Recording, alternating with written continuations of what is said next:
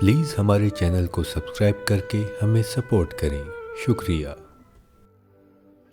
ہمارے معاشرے میں عورت کے کردار پہ شک اتنی جلدی اور پختہ کیا جاتا ہے جیسے کہ وہ پیدائشی بد کردار ہو۔ اس بات سے انکار نہیں کہ آج کل فحاش عورتیں جگہ جگہ ٹھکانے لگائے بیٹھی ہیں، مگر ہر بے پردہ عورت کی کردار کشی کرنا بھی غلط بات ہے۔ آج لڑکی سر پہ دوپٹہ نہ پہنے تو بے شرم، بازار بنا سر ڈھکے چلی جائے تو بے حیا، بازار میں ہنس دے تو آوارہ اور کسی مرد کو مسکرا کر دیکھ لے تو بد کردار۔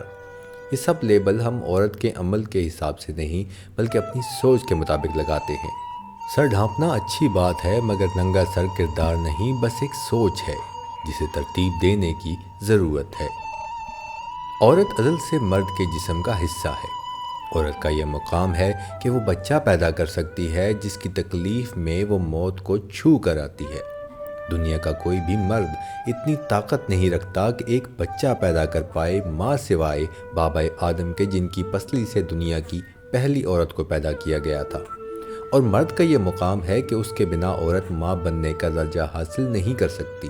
واضح ہے کہ یہ دونوں ہی ایک دوسرے کے ساتھی ہیں، مگر پھر بھی یہ جھگڑا ختم نہیں ہوتا کہ کس کو حقوق کم ملے کس کو زیادہ۔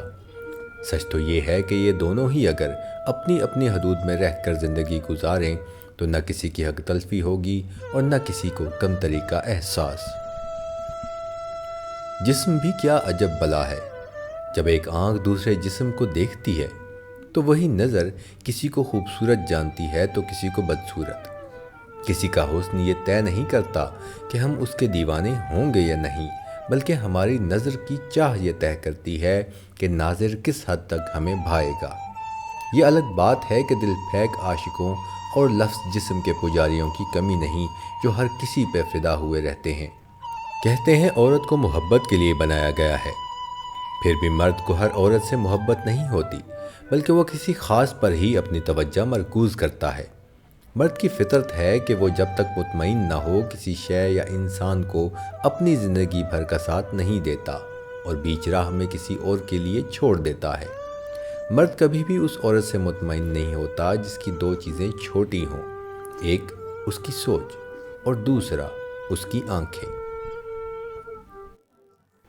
یوں تو ہمارے معاشرے کی نوجوان نسل چاہے لڑکا ہو یا لڑکی ایک ہی وقت میں کئی یار بنائے پھرتی ہے اور سبھی سے سچی محبت کے دعوے بھی خوب ہوتے ہیں، مگر جب یہ عملی زندگی میں قدم رکھ کر کسی سے شادی کرتے ہیں تو پھر کسی کا نام تک اپنے جیون ساتھی کے ساتھ لکھنا پسند نہیں کرتے۔ پر مرد ہو یا عورت، المیہ یہ ہے کہ شادی کر کے بھی یہ گندگی میں منہ مارنے سے باز نہیں آتے۔